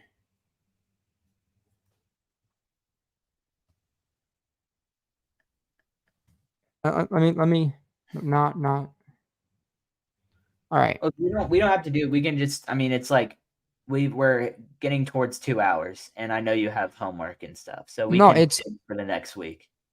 No, so here are the teams that made the playoffs last year: the Bears, Cardinals, the Rams, Falcons, the Saints, Panthers, the Packers, the Commanders, the Lions. The Lions are going to make the playoffs this year. The Packers will make the playoffs this year. An NFC that list again. I'm going to write those teams down. Okay. So the Bears, the Cardinals, the Rams, the Falcons, the Saints, the Panthers, the Packers, the Commanders, and the Lions. Those are the teams that did not make the playoffs, and I think 4 of them will get better in the next 3 years, next 2 to 3 years. Right. 4 of them will make a playoff push within the next 3 years. Okay, I'm gonna list the teams that I think that can be competitive in the next 1 to 2 years, and then we can wrap it up. Okay. And we can save it and then come back to it in 2 years. Okay. So I have Detroit, I have the Cardinals, yes. I have the Falcons, I have the Saints because they're always competitive, Packers, and Washington. Yeah, I agree. I don't have Arizona. I think that. I don't think the Rams are going to do it because they're already handicapped with no draft picks, and their quarterback is a couple years from retirement. And then the Bears are never going to be good ever because they cannot draft a quarterback and they don't know how to run an organization. Yeah. But Minnesota may not make the playoffs this year, so that could be something. The Bucks may not. I don't have Dallas making the playoffs. Well, that's just dumb. That's just not smart. If you don't have Dallas making the playoffs, then everything you're saying about them being improving and them keeping the coach is just like if the Cowboys missed the playoffs, that would be a disaster, and the head coach should deserve to get fired. Yeah, 100%. But I do think that 60% of the teams that did not make the playoffs last year will be representing the NFC in the playoffs either this year or next year. Okay. And we will see what happens. But I don't know. I think that Dallas is very lucky to not be in the AFC. I think they're just lucky that all the good players left to the AFC. But yeah, my voice is coarse. I'm sure your voice is coarse. We should save our voices until another day. Yeah, and tomorrow. Just tomorrow. And throw this game under the rug and forget about it and move on to the Patriots game and talk about how the Cowboys are going to tackle Ezekiel Elliott tomorrow. And Zeke's going to hurdle everybody. Everybody. He can't jump anymore. He's not hurdling anyone. He's hurdling all 11 men. Well, if he hurdles all 11 men, then I will give you $100. So the same play. He will hurdle them all at the same time. Yeah, that would be quite impressive, and I'm sure he would be drug tested 5 times in the next week if he did that. But this has been fun. We totally by an hour and 30 minutes. We overanalyzed a lot, and it's time to stop and to calm down and watch some football. You work and do school. My I got to apologies, sign but home. it's No, you your did not. fault. I enjoyed this. I've been waiting for this. No, I'm saying I'm apologizing to you for having to do school, but also I'm not Oh, sorry. it's okay. But It's a because you small chose little design UT. assignment. But yeah, we'll be back next week, or not next week, tomorrow, and I will be wearing a very similar shirt that I'm wearing right now. And we'll talk about the Patriots. It'll be America's team and the other team that people think is America's team, and we'll be talking about that tomorrow. And So I think what he means, America's team calling the Patriots, and people think America's team is the Cowboys. I picked up on that, right? That was good. no, the Cowboys No, I are know. America's team, and the I Patriots was. are. I will. I wanted to see, but Owen's problem isn't even his Cowboys takes. It's the fact that he doesn't like Chick-fil-A, but that's another topic for tomorrow. So we'll wrap it up. tomorrow. If you want to see more of us, you can go to the Twitter page where we're hit or miss active. Every once in a while I'll tweet and say something that I think is funny. So if you want to see that, you can follow that there. America's Team, capital P, capital C. Or YouTube channel to see video, Spotify, Apple Music for audio. And we'll catch you guys tomorrow for the Patriots. Yeah. Take care, everyone. Go Cowboys. Take care. Brush your hair. Good night, Cowboys Nation.